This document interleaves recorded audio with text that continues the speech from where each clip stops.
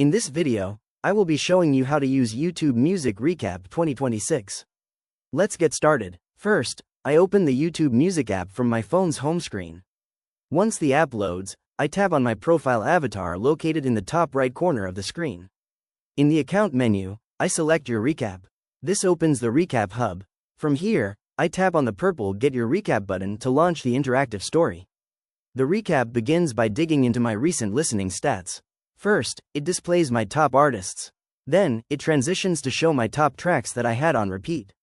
Next, it generates a custom playlist featuring all the songs I loved this season, complete with an option to save it directly to my library.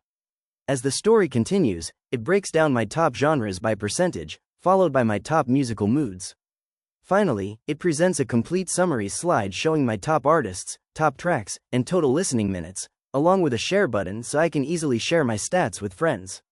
If you found this walkthrough helpful, please consider liking the video and subscribing for more quick tips and tutorials.